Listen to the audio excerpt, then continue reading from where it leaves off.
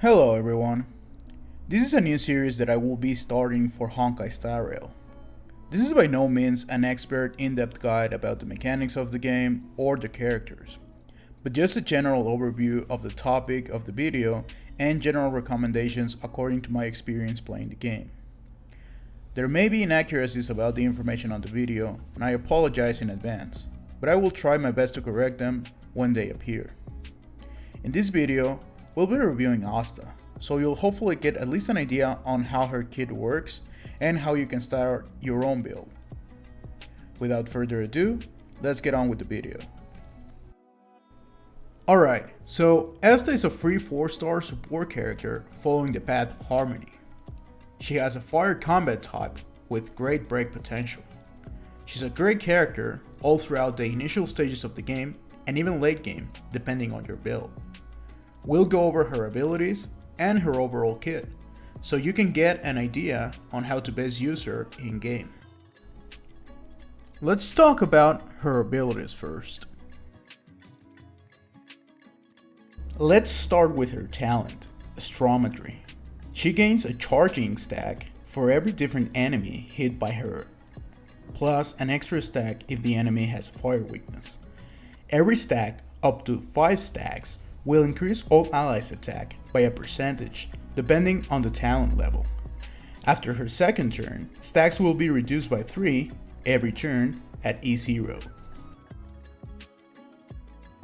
Her basic attack, Spectrum Beam, will deal fire damage equal to a percentage of Asta's attack to a single enemy. The percentage scales based off her basic attack level.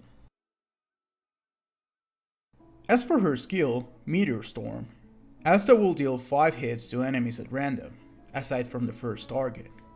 Each hit will deal a percentage of Asta's attack, depending on the skill level, and, as stated before, each hit to a different enemy will give her 1 charge of her talent. This is where her break potential comes into play, as she has the possibility of breaking multiple characters with a small toughness bar or a single enemy with a larger toughness bar when all the hits are directed into a single target, especially bosses. And her ultimate, Astral Blessing, increases all ally speed for 2 turns for a certain number of points depending on the ultimate level. Sadly, as far as I can tell, this speed boost does not trigger the effect from ornament sets, but feel welcome to try it out and comment if you have different results.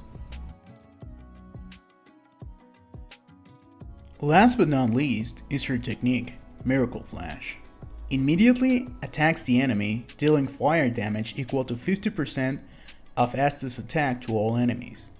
This will help you get stacks for your talent at the start of the battle, depending on how many different enemies are hit. As you can see, most of her abilities scale on attack, so it'll be a little bit easier to get good relic stats that will help her. Now, let's talk about her traces.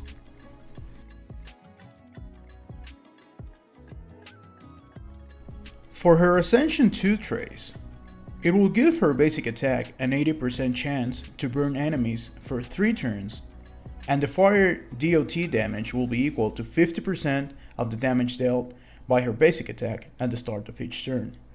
This will be helpful if you're planning to run her on a DOT team.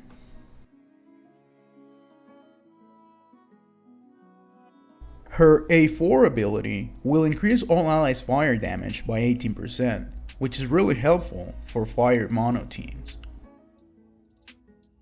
And her A6 ability increases her defense by 6% for every charging stack of her talent, which helps add to her survivability. As for her minor traces, they give boosts to her defense, crit rate, and fire damage. From these, I would recommend you to prioritize getting the defense ones.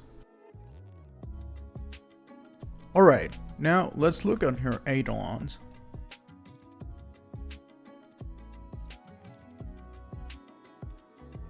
Her E1 will give her an extra hit when she uses her skill.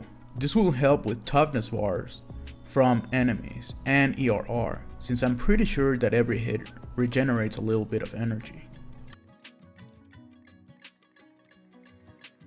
Her E2 on the other hand is going to make it so that in the next turn after using her ult, she won't lose any charging stacks from her talent.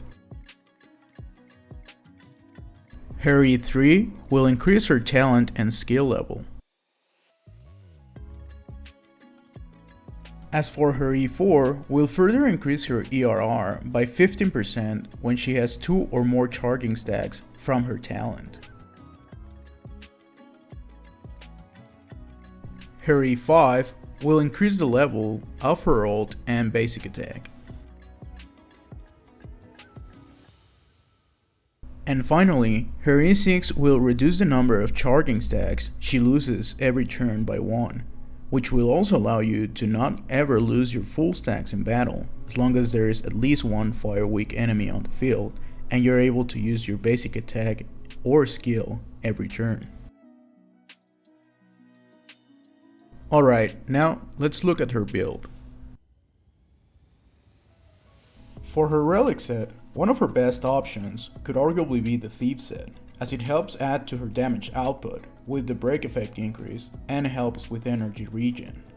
Aside from that, compared to the other sets, excluding the Musketeer, it's one of the sets that you'll get more of as you progress through the story, which will allow you to potentially have good stat pieces on your 4-piece combo. Outside of that, you could potentially try 2-piece combos of Musketeer, Firesmith, Thief, and Messenger sets, depending on what the intent of your build may be. For planar ornaments, you have a few options.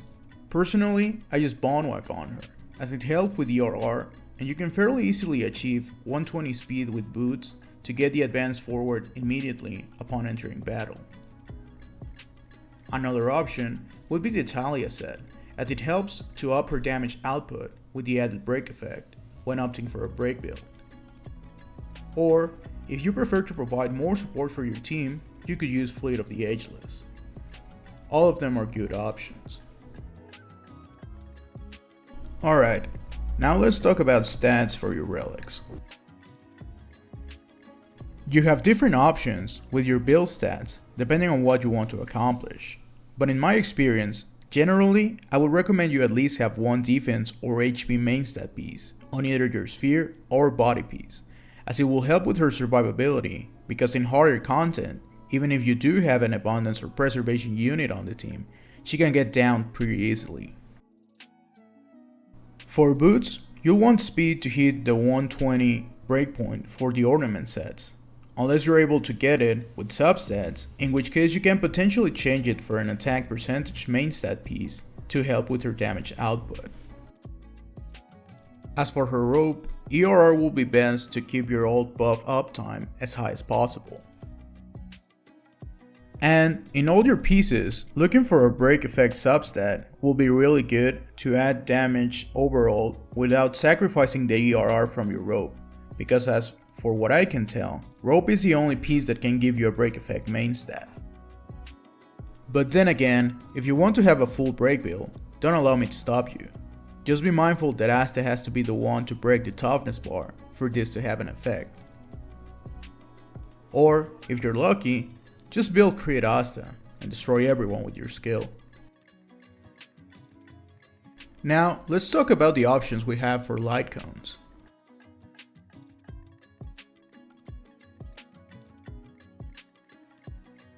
Meshing Cogs is a great 3-star option, considering if you have pulled a few times on character banners, it's quite possible you'll be able to S5 this Lightcone, which makes it a really good option. The one that I like the most, and the one that I personally use on her, is Memories of the Past, because it synergizes really well, as it increases break effect and helps with her ERR.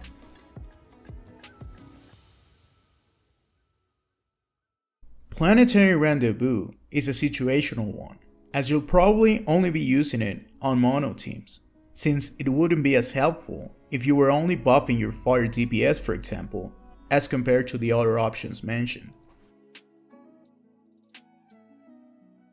Dance Dance Dance will advance all allies' actions when using her ultimate.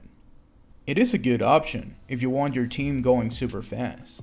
Just be careful since some buffs are active for a certain amount of turns, and if your team is too fast, you'll be having to rebuff much more frequently. There are certainly other options I did not mention, notably Bronia's signature Lightcone. And to be completely honest, most Harmony Lightcones, aside from Mediation, I would say are good options. So you can potentially try out other Lightcones to see how they work for you. And feel free to comment if you think that one of the options I did not mention is better. Asta is probably one of the best characters in the game, as she's useful not only during the main story, but also with any other type of content, be it Simulated Universe or Memory of Chaos. She'll be helpful as long as you're willing to invest a little on her build and switch it according to the situation. And because she's one of the characters that you get early on, it's worth investing in her, as she'll help you with most of the game's content, since break damage is going to be one of the best damage sources you have in the early game. Alright guys, that's it for this video. I hope you get a basic idea on how to play Asta and how to start building her. There are probably a lot of things missing in this video, so feel free to comment down below if there is anything important that I missed. I hope you enjoyed it, and it will help a lot if you can comment on anything you think can be improved for the series. Thank you for watching, and I hope to see you next time.